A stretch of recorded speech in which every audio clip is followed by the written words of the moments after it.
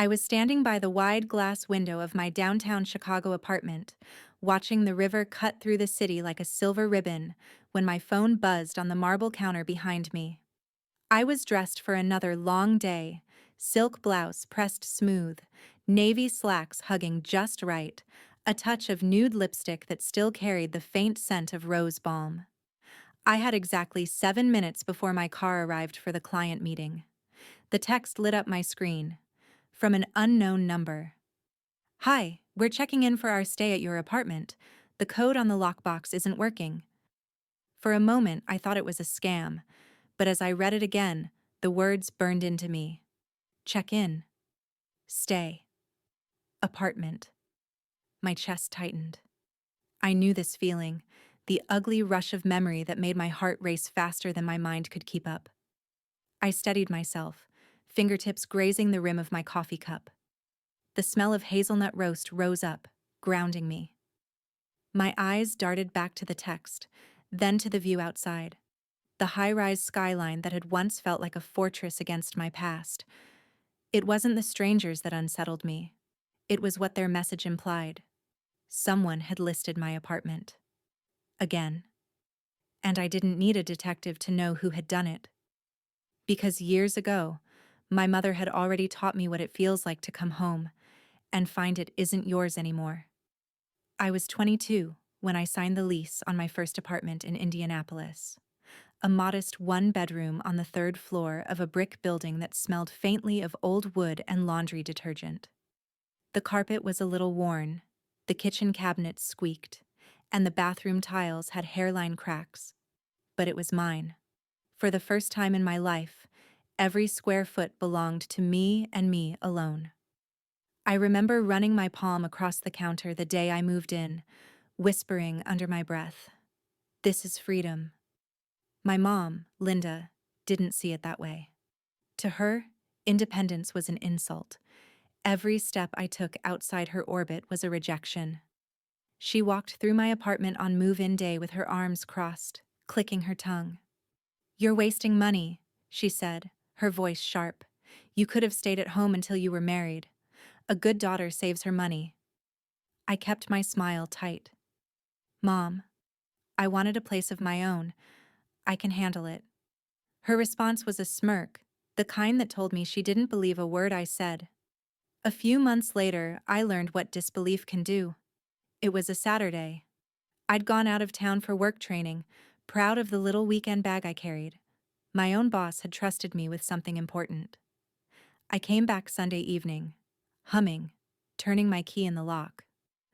But when the door opened, I froze. Two strangers, middle-aged, with rolling suitcases, were standing in my living room. My living room.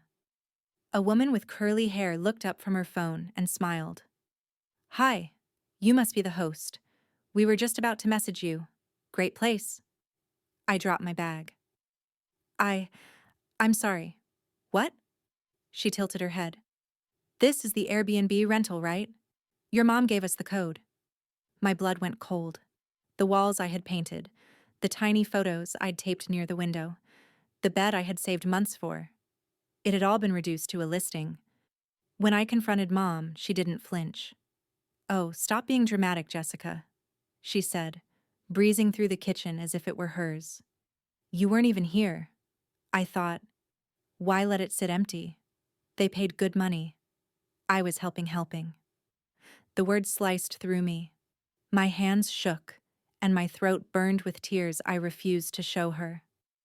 That night, I sat on the floor, holding the keychain my grandmother had given me years before. A simple silver charm shaped like a tiny house. "One day," Grandma had said, pressing it into my palm, "make sure the roof over your head is truly yours." I stared at the charm until my vision blurred, and I knew, if I wanted to keep that promise, I'd have to leave more than just an apartment behind. I packed my life into 2 suitcases and left Indianapolis before winter. Chicago felt enormous compared to what I'd known. Steel towers, endless traffic, a sky that seemed perpetually gray, but it also felt anonymous. No one knew me here, no one whispered about me, No one compared me to my mother. At first, it was brutal.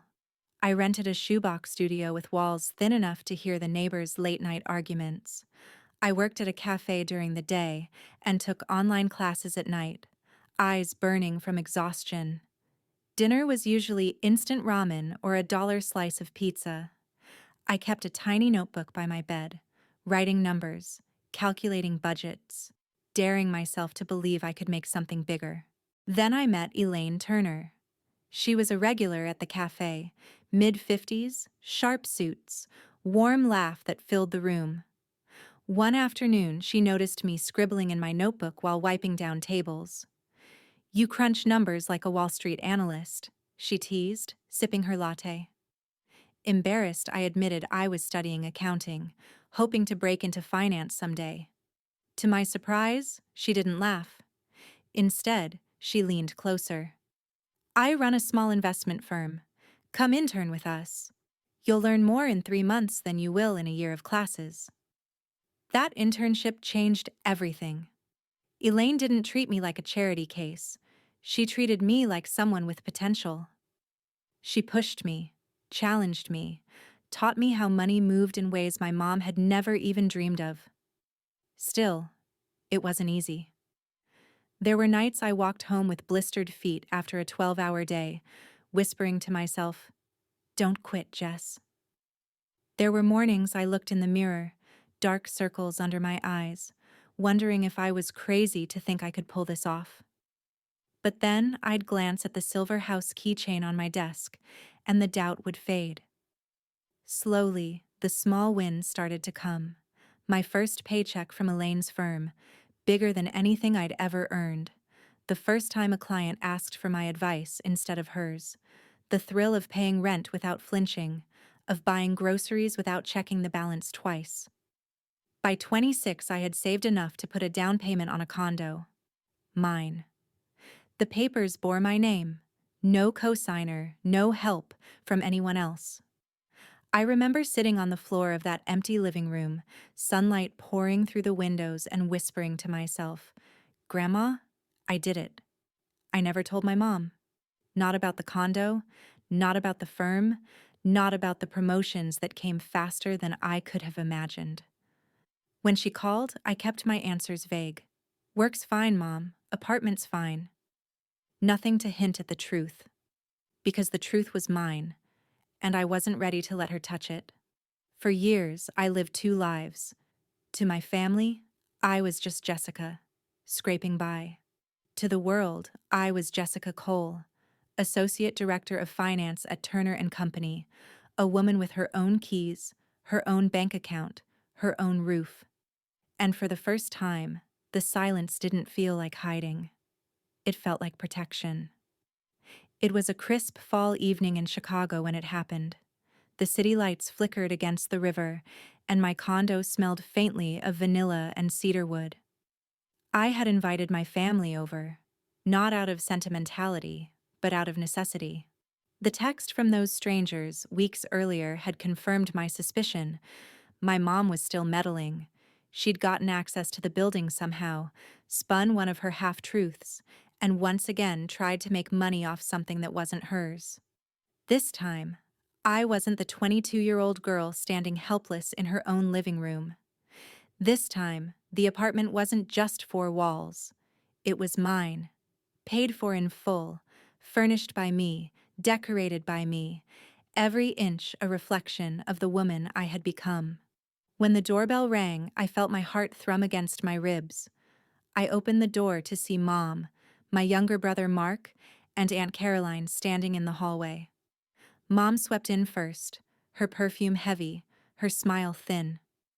"Well," she said, scanning the space, "someone's done well for herself." She expected me to flinch, to shrink, to explain. But I didn't. I let her look. The living room gleamed with soft leather couches and a walnut coffee table.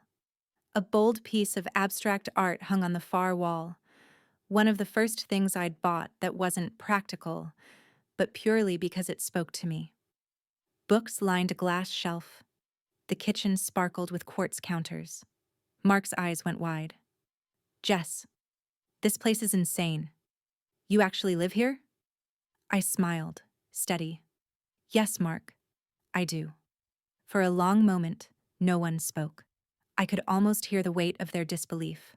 Finally, Mom broke the silence. Well, I hope you're not in over your head with debt.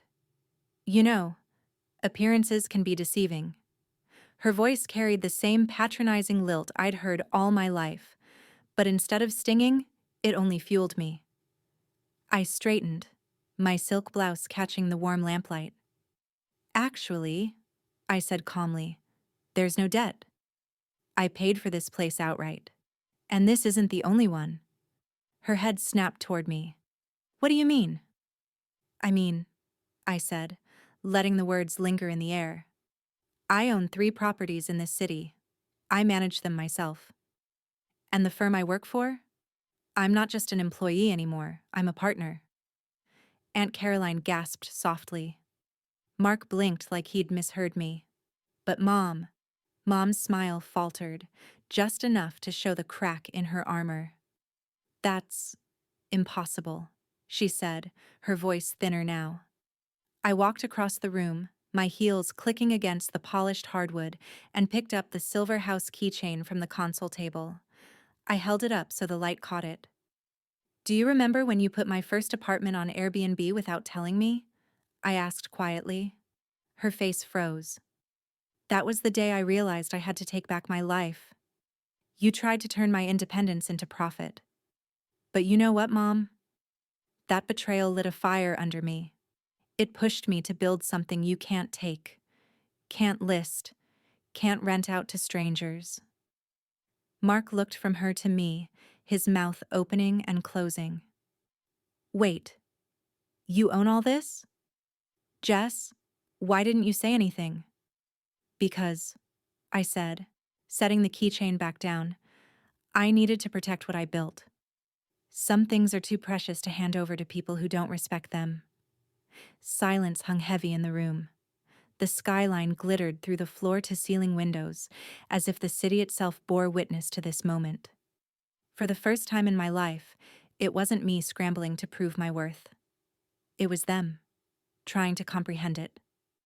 The silence stretched, thick enough to choke on.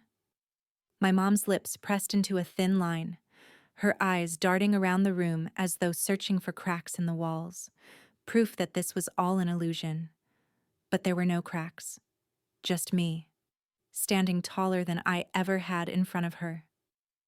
I didn't bring you here just to show you this place, I said, folding my arms. My voice was steady, calm, but every word carried the weight of years. I brought you here because things have to change. Mom scoffed lightly, but it didn't land with the same sting as before. What's that supposed to mean? It means, I said, looking her dead in the eye, if you want to be part of my life, there are conditions. Non-negotiable ones. Mark shifted uneasily on the couch. Aunt Caroline leaned forward, almost eager. I continued. First, you don't touch anything that belongs to me. No keys, no codes, no money. My life is mine, and you don't get to profit from it. Ever again. Mom's jaw tightened. Jessica. I raised a hand, cutting her off. Second, you respect my boundaries. That means no showing up uninvited, no digging into my personal business. If I share something with you, it's because I choose to, not because you pry it out of me.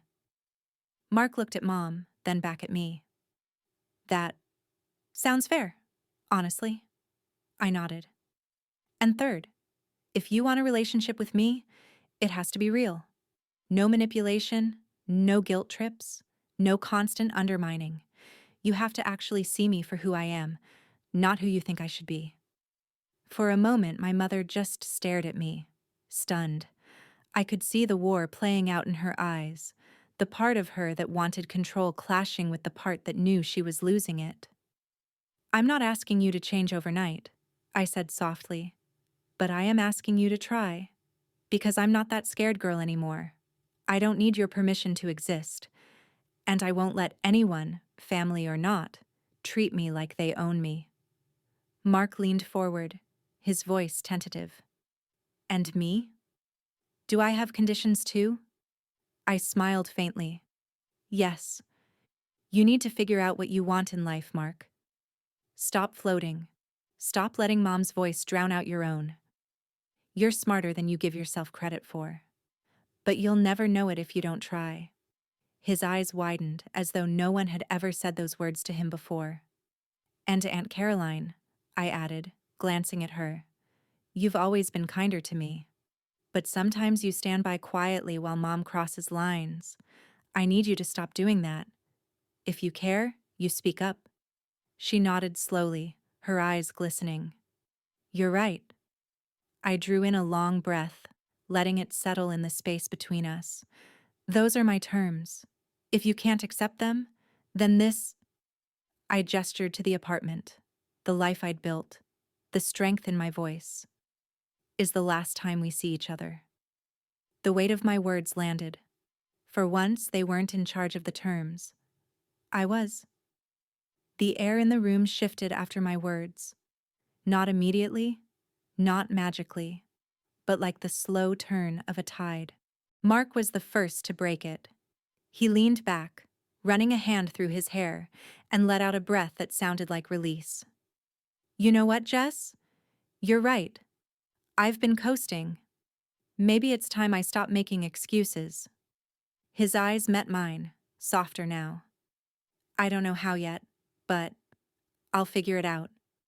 For the first time, I believed him. Aunt Caroline dabbed her eyes with a tissue from her purse.